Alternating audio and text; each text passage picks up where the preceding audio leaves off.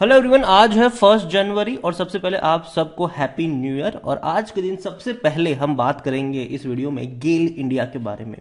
देखिए, सरकारी कंपनी है, भारी भरकम डिविडेंड पे करने वाली कंपनी है, 96 रुपीज के आसपास ट्रेड कर रहा है। और वीडियो में बातचीत भी करेंगे कि जिस प्राइस पे ये कंपनी ट्रेड कर रही है वो प्राइस क्या खरीदारी के लिए अट्रैक्टिव है भी कि नहीं। वीडियो को शुरू करूं उससे पहले अगर आपने अभी तक चैनल को सब्सक्राइब नहीं किया है तो प्लीज अभी इसे सब्सक्राइब कर लीजिए, क्योंकि आगे भी बहुत सारे वीडियोस हैं जो आपको काफी ज्यादा हेल्प करेंगे। तो गेल इंडिया का शेयर 96 रुपीज का है। एक महीने में अगर आप देखो तो 2.5% की तेजी जरूर है। 90 रुपए तक गया था, वापस तेजी पकड़ ली, वापस थोड़ी सी गिरावट, थोड़ी क्या काफी बड़ी गिरावट थी ये जब बाजार टूट रहा था पिछले हफ्ते, लेकिन इस बार एक अच्छी खासी रफ्तार दोबारा से पकड़ ली है। एक साल का अगर आप ग्राफ देखोगे तो पिछले एक साल में 10% का ग्रोथ है। और जो तेजी बनी थी यहां पर वो बनी थी 113 रुपए के आसपास, और जो लो यहां पर बना था वो 85 रुपए के आसपास बना था। मतलब कई बार इस साल ऐसा हुआ कि शेयर 85 रुपए तक गया, लेकिन वहां से बाउंस बैक हर बार कर गया। गेल इंडिया को लेकर अगर हम देखें तो गेल इंडिया जो है वो आने वाले दौर में राजस्थान में ऑयल एक्सप्लोरेशन का बहुत बड़ा काम जो है वो करने वाले हैं।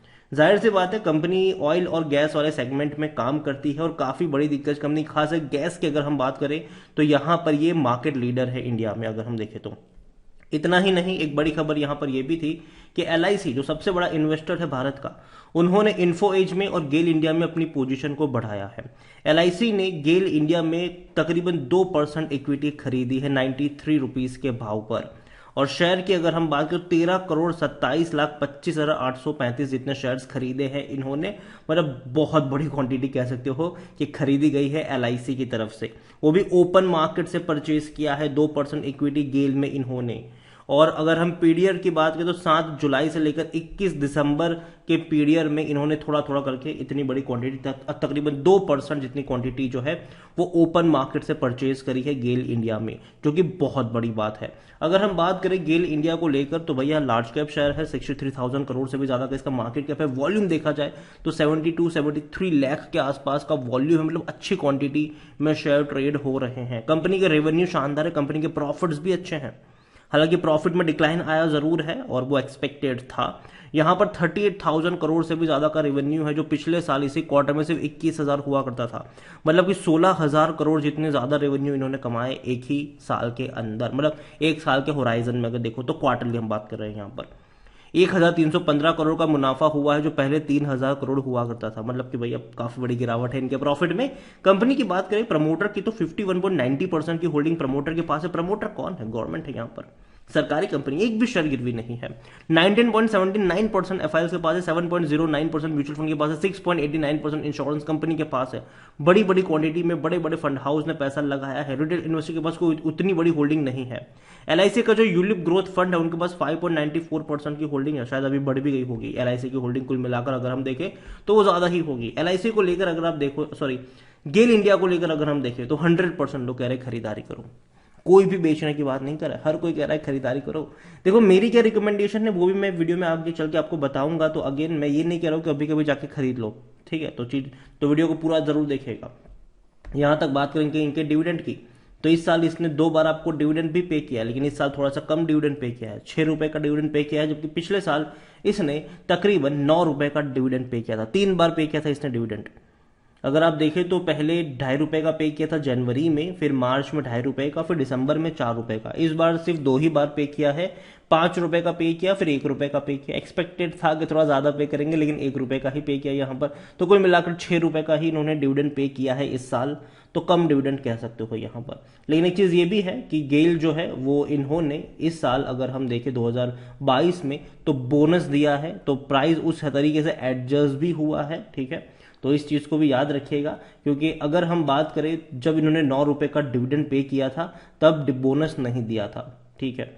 अभी जब 6 रुपए का इस साल पे किया है तो बोनस दे दिया है। तो कहीं ना कहीं उस चीज को भी याद रखना चाहिए। यहां पर अगर आप देखोगे रेवेन्यू को लेकर तो रेवेन्यू अब तक बढ़ रहे थे, मतलब 2019 तक बढ़े, लेकिन 20-21 में काफी हद तक रेवेन्यू में गिरावट आई, लेकिन 22 में एक बहुत बड़ा जंप आया। अब तक का सबसे हाईएस्ट रेवेन्यू जो है गेल इंडिया ने वो फाइनेंशियल ईयर 2022 में दिखाया है 92,000 करोड़ से भी ज्यादा का। लेकिन इस बार ये और बड़ा होने वाला है, क्योंकि पहले क्वार्टर में अगर हम देखें गेल इंडिया की तो पहले क्वार्टर में इनका 38,000 करोड़ का रेवेन्यू था, दूसरे क्वार्टर में भी 39,000 करोड़ का रेवेन्यू था। कुल मिलाकर अगर हम देखेंगे तो 77,000 करोड़ के आसपास का रेवेन्यू बनता है, जो कि बहुत बड़ा रेवेन्यू है। और यही रफ्तार से अगर बढ़ेंगे तो 1.5 करोड़ से भी ज्यादा का रेवेन्यू होगा। 1,50,00,000 या 1,60,00,000 तक के रेवेन्यू ये कंपनी दिखा सकती है फाइनेंशियल ईयर 2023 में।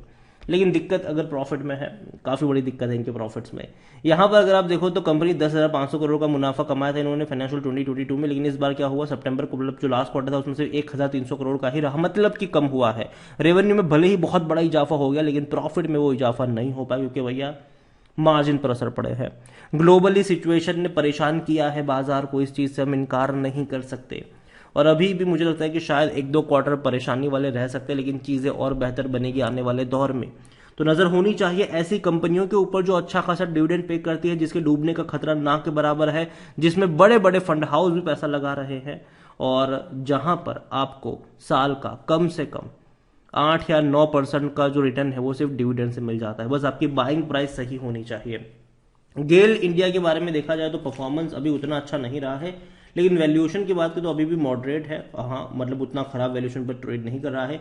ग्रोथ की अगर हम बात करें तो वो भी पिछले कुछ सालों में एवरेज ग्रोथ रही है, लेकिन प्रॉफिट में अच्छा साइन देखने को मिला जरूर है। खरीदारी करने का सही मौका शायद ओवरबोर्ड जोन में नहीं, कोई भी रेड फ्लैग नजर नहीं आ रहा है।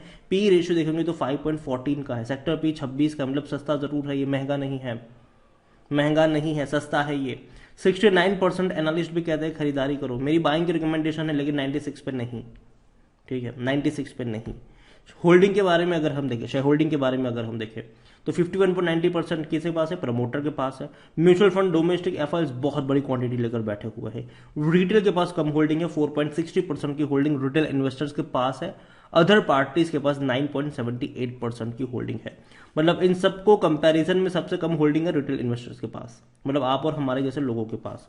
ओवरऑल गेल इंडिया का शेयर मुझे पसंद है। मैं मानता हूं कि आने वाले दौर में ऑयल और गैस के सेगमेंट में बहुत कुछ होना बाकी है, और कहीं ना कहीं एक बड़ा मार्केट लीडर है ये, खास करके गैस वाले सेगमेंट में, तो इसको इग्नोर तो आप नहीं कर सकते हैं।